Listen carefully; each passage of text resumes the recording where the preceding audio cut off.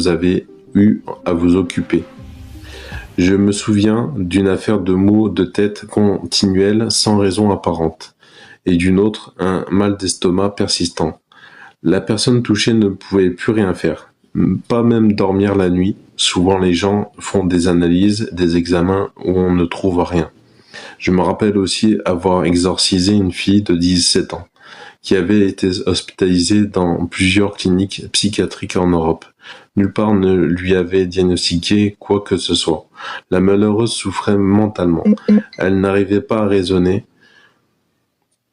Elle ne pouvait pas étudier. Elle ne parvenait même pas à se concentrer. En plus, elle jurait, priait, et n'en était pas question. Prier, non, il n'en était pas question, encore moins d'aller à l'église. Elle souffrait aussi dans son corps. Elle avait des douleurs partout que rien de physique ne justifiait.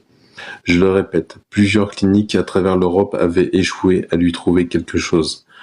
Très nombreux sont ces gens qui ont fréquenté plein de cliniques en Italie, possèdent des quantités d'avis signés par des spécialistes. Il n'y avait jamais rien qui soit susceptible de justifier leur mal-être d'un point de vue médical, alors que ces personnes souffrent terriblement.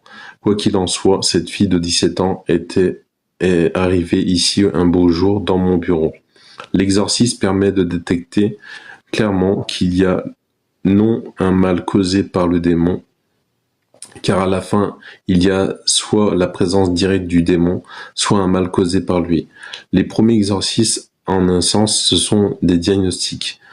Et je crois que l'exorcisme permet de savoir avec certitude qu'il y a ou non du démon. J'ai eu affaire également à plusieurs cas qui me furent adressés par des psychiatres. Essayez de voir si vous arrivez à y comprendre quelque chose, me disait-il.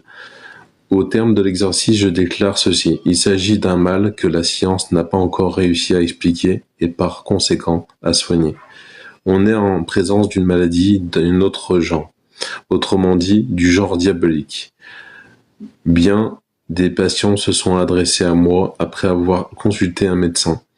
J'ai même établi un usage où on ne peut venir me voir sans un certificat attestant que l'on s'est scrupuleusement soumis à la consultation de spécialistes. En effet, une personne qui souffre doit toujours commencer par aller voir un médecin. Pour revenir au cas de cette fille, je dois dire qu'il s'agissait, selon moi, d'une vexation. Autrement dit, d'un cas plus léger si on le compare à une possession véritable. Cependant, la vexation était très forte.